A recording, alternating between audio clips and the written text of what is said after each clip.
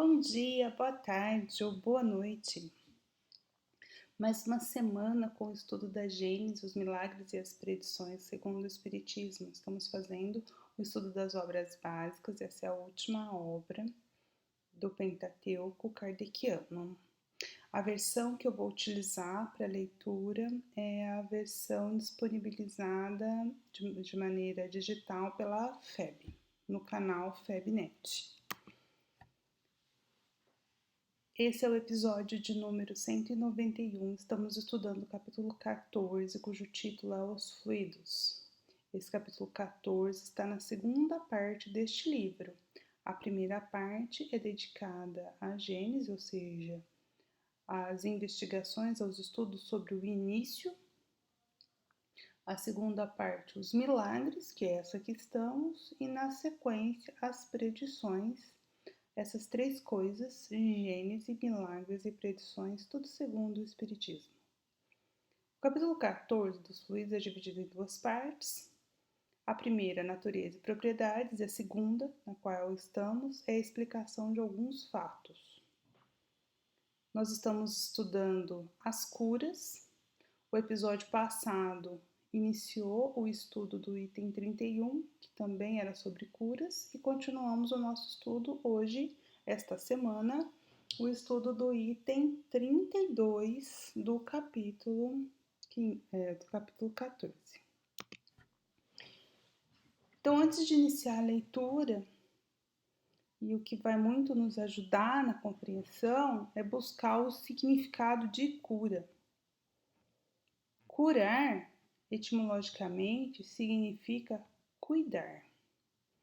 Então, quando falamos em curar, ou seja, etimologicamente falando, cuidar, nós temos que ter uma preocupação de que estamos cuidando. Nós estamos cuidando da doença ou nós estamos cuidando do doente? Isso é muito importante, porque quando falamos do cuidado com a doença, estamos pensando só no corpo físico.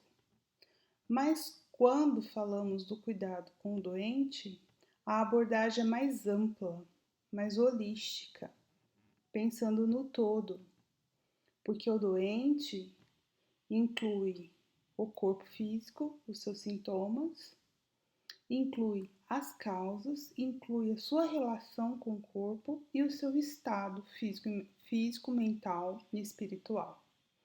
Então, quando falamos do cuidado, ou seja, da cura do doente, nós não temos como não falar do lado espiritual, ou seja, do espírito.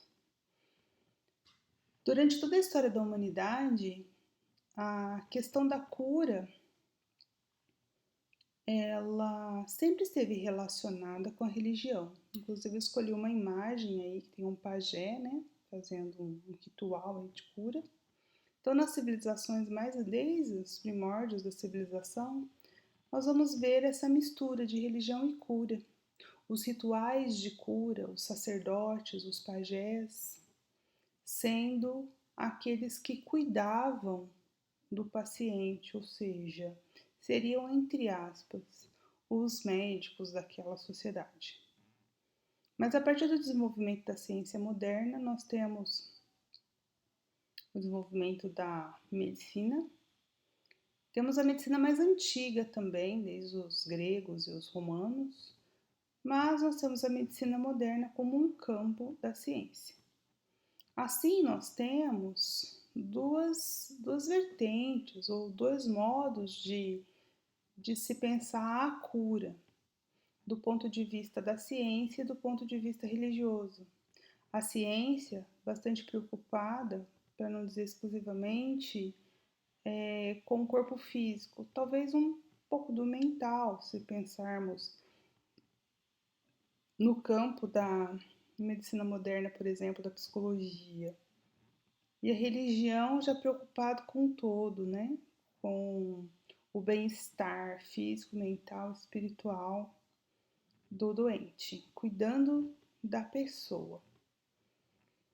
E o que é importante, e eu já vou entrar no que a gente vai ler, é que o magnetismo, desenvolvido por Mesmer no século XVIII, ele vai buscar trazer a união dessas duas coisas, da ciência e da religião, pensando no curar, pensando na saúde,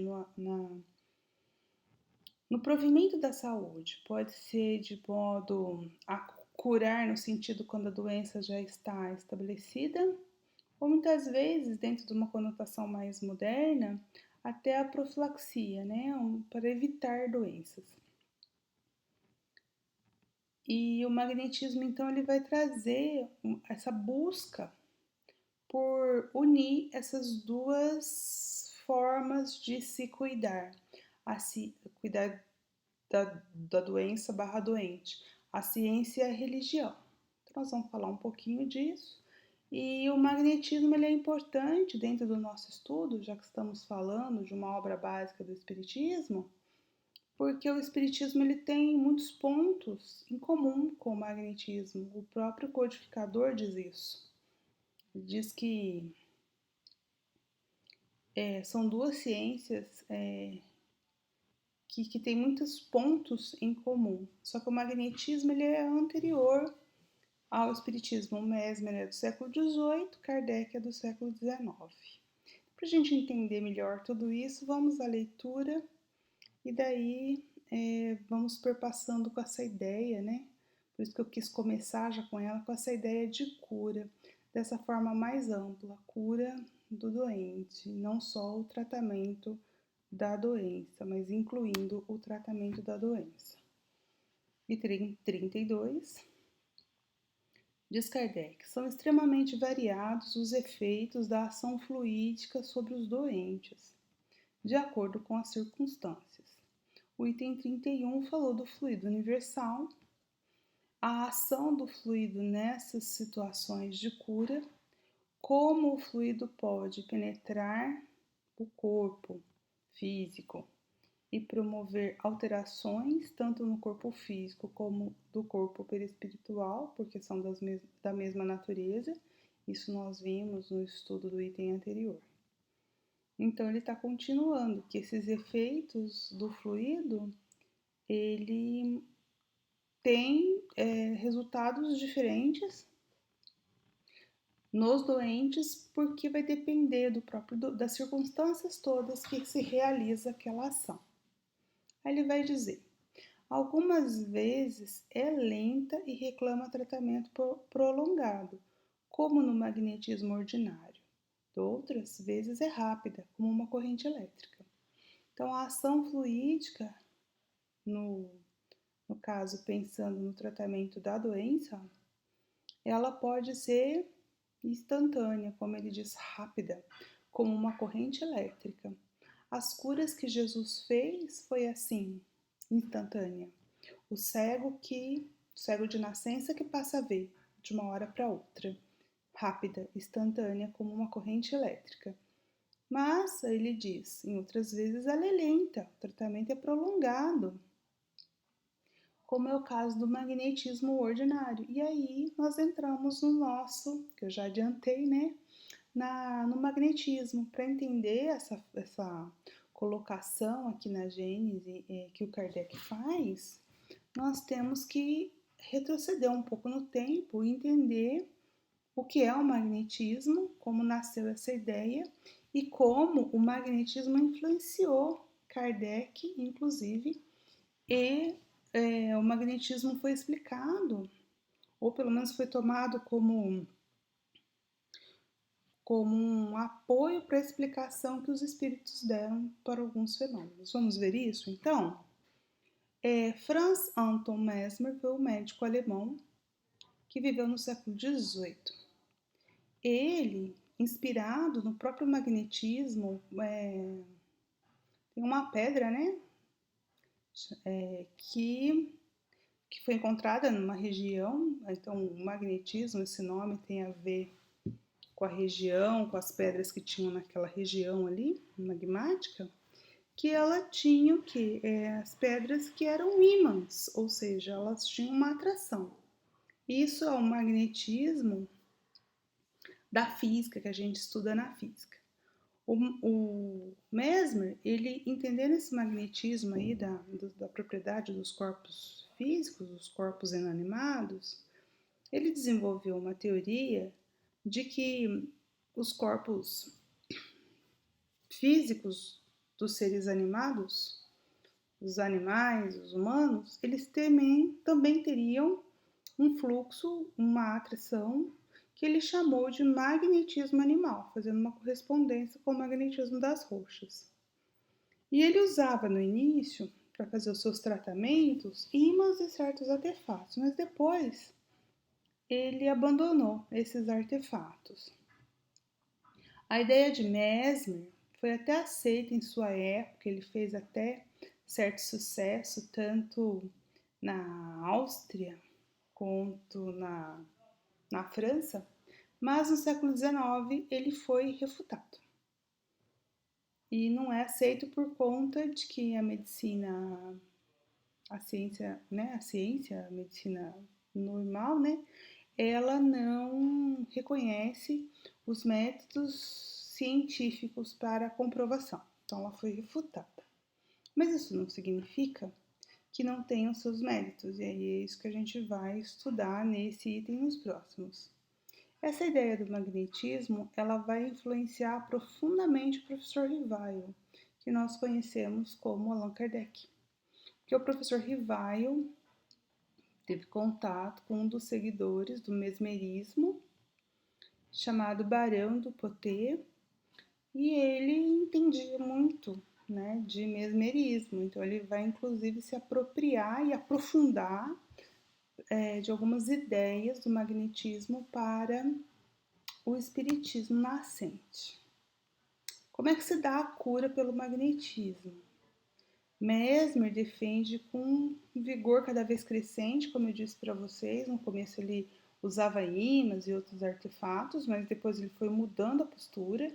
Então ele vai defender a ideia de que o seu próprio corpo, o corpo do magnetizador, atuava como um tipo de ímã animal, reforçando então a ideia do fluido vital ou magnético nos corpos dos seus pacientes. Então, tanto o magnetizador quanto o paciente eram polos de um ímã e ele podia fazer esse fluxo, essa força de atração e repulsão, como acontece nos ímãs, fluir entre um e outro, e isso era o tratamento para o qual se dava a cura de certas doenças. Isso foi estudado no século XVIII por alguns cientistas, inclusive observados. O mesmerismo, então, era uma medicina natural, porque se preocupava com o tratamento. Lembra da ideia de curar, que é cuidar? Então, era um cuidado.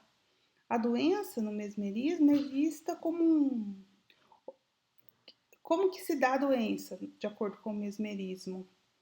Existe um obstáculo do fluxo dos fluidos vitais. Então, todos têm os fluidos vitais, ou magnético, como dizia Mesmer, e algo interrompe esse fluxo e causa a doença.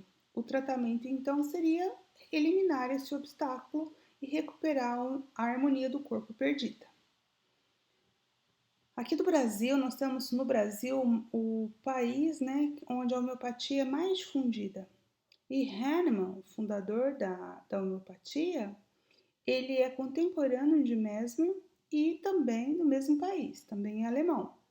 Ele advogava a tese, ou seja, eles conviveram, Bom, poderiam ter convivido, mesma época, mesmo país. Provavelmente, Hahnemann, então, conhecia as ideias do magnetismo animal de Mesmer. E ele defende a ideia, Hahnemann, de que as doenças são resultantes simplesmente de um desequilíbrio do fluido ou da energia vital. E se vocês prestarem atenção, vocês vão ver que esse tipo de nomenclatura, esse tipo de ideias tem muito em comum com o que o Espiritismo defende. Para fundamentar o que eu estou afirmando, fui lá no Evangelho segundo o Espiritismo, no capítulo 19, intitulado A Fé Transporta Montanhas, e fiz alguns recortes para a gente poder entender um pouco disso e ver que realmente essas duas ideias A ideia espírita e a ideia do mesmerismo, elas têm muitos pontos em comum em relação a curas. Diz lá os espíritos no Evangelho que o Cristo, que operou milagres materiais, mostrou por esses mesmos milagres o que pode o homem quando tem fé, isto é, a vontade de querer e a certeza de que essa vontade pode obter satisfação. Também os apóstolos não operaram milagres seguindo-lhe o exemplo? Então, ou seja, aqui eu vou dar uma pausinha, né? O Cristo operou milagres, milagres nesse sentido, milagres aos olhos daquele que não entende. Hoje nós entendemos que os milagres operados pelo Cristo era o conhecimento que ele tinha da manipulação dessas energias sutis, que são invisíveis para nós. Então, o Cristo operou milagres, os apóstolos também operaram milagres. Ora, que eram esses milagres, senão efeitos naturais cujas causas os homens de então desconheciam, mas que hoje, em grande parte, se explicam e que, pelo estudo do espiritismo e do magnetismo, se tornarão completamente compreensíveis. Então, é isso que os espíritos, já lá no Evangelho, estão dizendo, que aquilo que nós reputamos como milagres, na verdade não são milagres por um efeito sobrenatural, como nós já estudamos nesse livro mesmo da Gênesis, né? O Espiritismo não faz milagres. Então, milagres nesse sentido de algo sobrenatural, não, tem causas naturais. A questão é que as pessoas da época e hoje mesmo ainda nós não sabemos a causa, por isso reputamos ou dizemos que é um milagre. Mas que o conhecimento do magnetismo, no caso, que magnetismo? Magnetismo animal, o fluido vital, o fluido cósmico universal, a relação que existe entre corpo físico e corpo perispiritual vai nos explicar isso. Aí os espíritos concluem: o magnetismo é uma das maiores provas do poder da fé posta em ação. É pela fé que ele cura e produz esses fenômenos singulares, qualificados outrora de milagres. Continuando a leitura do item 32, Kardec vai dizer que há pessoas dotadas de tal poder que operam curas instantâneas em alguns pacientes, por meio apenas da imposição das mãos, ou até exclusivamente por ato da vontade. Entre os dois polos extremos dessa faculdade há infinitos matizes. O que ele está dizendo aqui, ó? Que alguns têm o poder de curar instantaneamente. Exemplo, nosso modelo e guia, Jesus. Jesus fez diversas curas, inclusive para nos deixar o exemplo.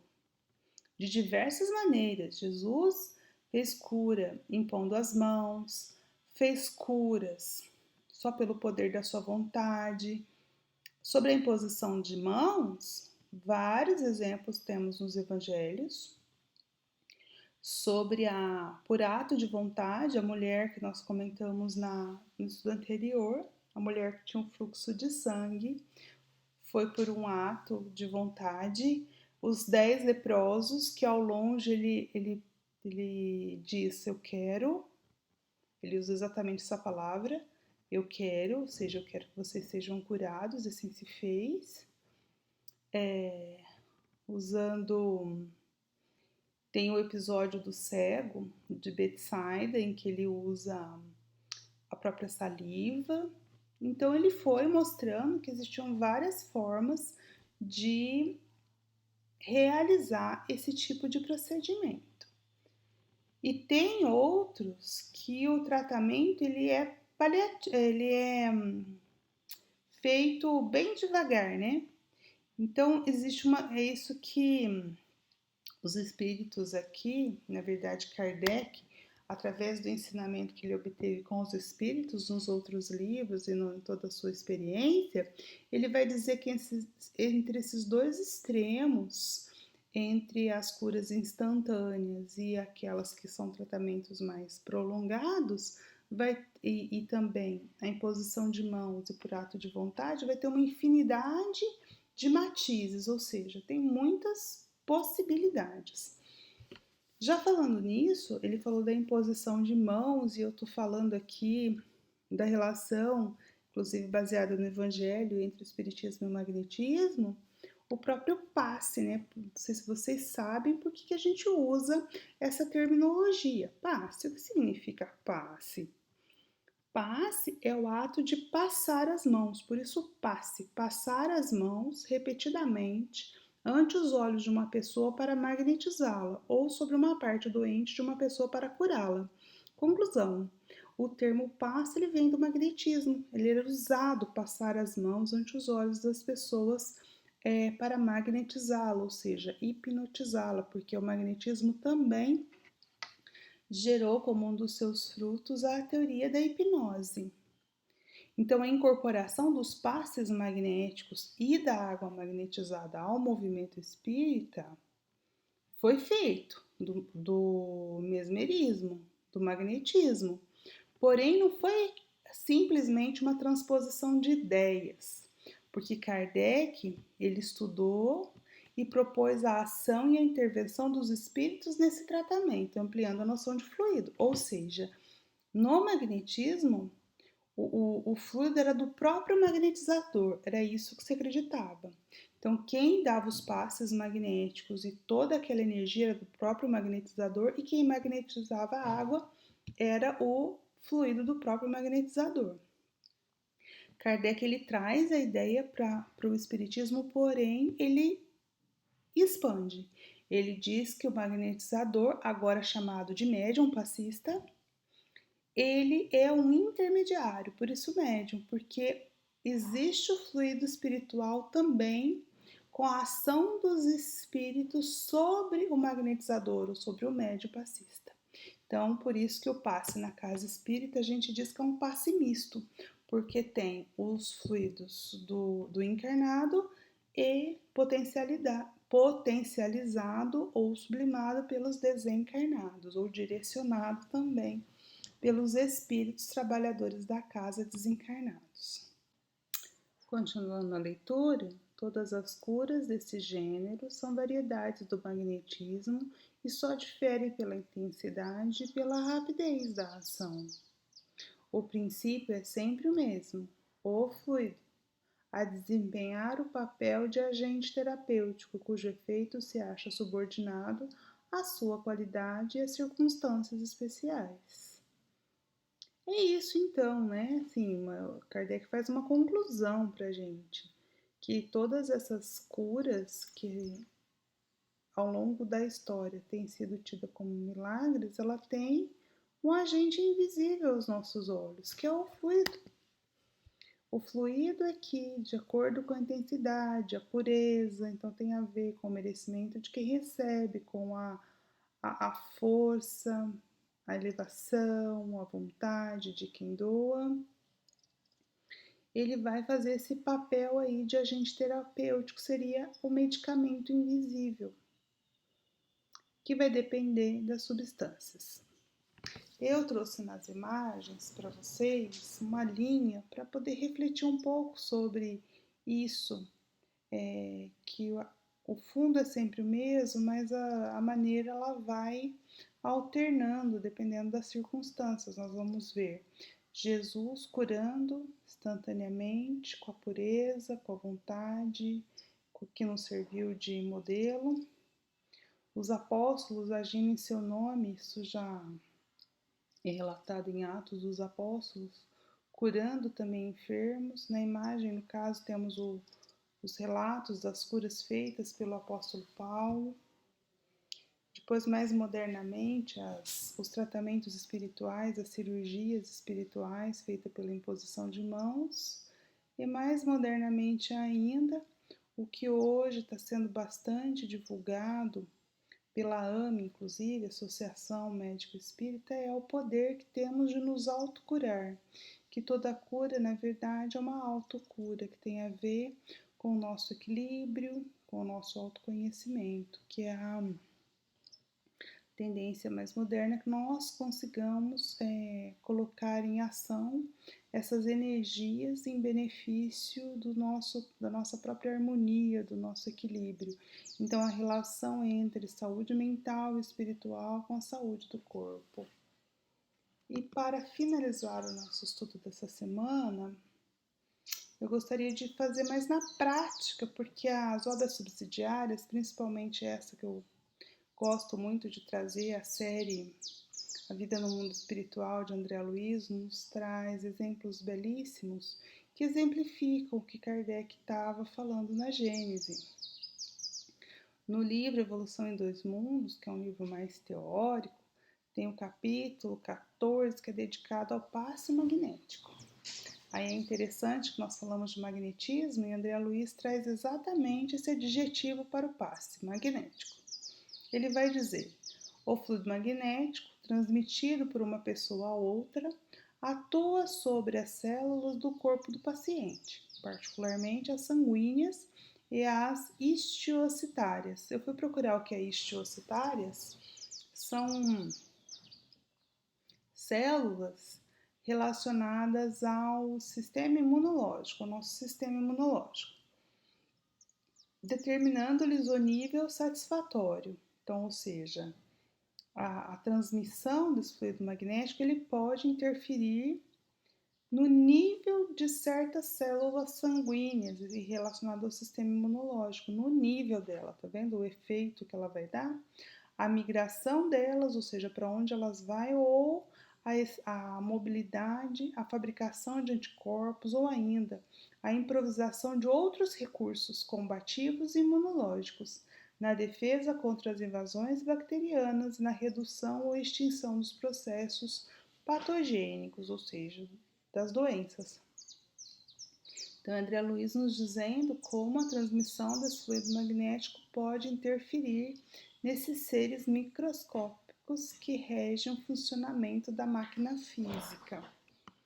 E para sair do campo teórico e para o campo mais prático, que Evolução em Dois Mundos já é mais teórico, nós temos o terceiro livro, Missionários da Luz, que é quando André Luiz está trabalhando junto com uma equipe espiritual, lógico, né? André Luiz desencarnado, uma equipe de passistas que estão atuando junto a passistas, a médium passistas encarnados.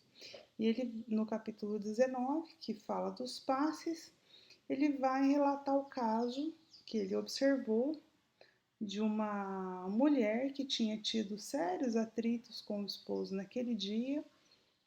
Quer dizer, não fala que é naquele dia, mas eu entendi que era naquele dia, né? E aí ele diz, o mentor espiritual de André Luiz, que está trabalhando, o Anacleto, que está trabalhando no passe, ele diz que ela entrou em grave posição de desarmonia íntima. Então tinha uma pequena nuvem negra cercando o coração e ele vai falar que aquela matéria mental, que aquela nuvem negra era uma matéria mental que tinha se alojado em torno do órgão e ela era fulminatória. A permanência dela, desses resíduos no coração, podia ocasionar para a mulher, para aquela irmã, perigosa enfermidade. Então, o Anacleto colocou a mão direita sobre o epigástrico da mulher e assim ele vai emitindo jatos de luz dirigidos ao coração e impulsionado por aquela força do Anacleto, né, a força mental, inteligente, consciente do emissor, aconteceu então a manipulação daquela nuvem, que eram resíduos da desarmonia íntima que a mulher levava. Então ele continua, André Luiz relatando: assediada pelos princípios magnéticos postos em ação, a reduzida porção de matéria negra que envolvia a válvula mitral deslocou-se vagarosamente e, como se fora atraída pela vigorosa vontade de Anacleto, veio aos tecidos da superfície do corpo da mulher, espraiando-se sobre a mão irradiante ao longo da epiderme, ou seja, veio para a pele, saiu de dentro, veio para a pele, e depois eles fazem um processo que eu não coloquei aqui, de retirar aquela substância da pele, ou seja, olha só como tem uma relação interessante com o magnetismo, né? Aqueles resíduos foram como atraídos, como a limalha de ferro atraída ao ímã para a epiderme, para depois ser destruída. E ele termina dizendo que em poucos instantes o organismo da enferma voltou à normalidade. E aqui nós vemos um caso que nem vai ser tido como um milagre, não é verdade? Por quê? Porque a pessoa nem tinha enfermidade, mas foi um preventivo. Ela nem vai saber que ela teria, mas ela deixou de ter aquela enfermidade pelo trabalho abnegado dos trabalhadores que há tempo conseguiram, e por merecimento dela, eliminar aquele foco que poderia resultar numa doença mais grave. É assim que nós vamos entendendo, estudando nossa doutrina espírita para entender os processos e dar graças a Deus. Louvado seja Deus por nos permitir o conhecimento e permitir, pela sua bondade, pela sua misericórdia, que nós possamos ter esses tratamentos à nossa disposição para que para que a gente possa, né, todos nós, ter uma vida mais saudável e cumprir com as missões que o Pai nos confiou. Tenham uma ótima semana e até a próxima!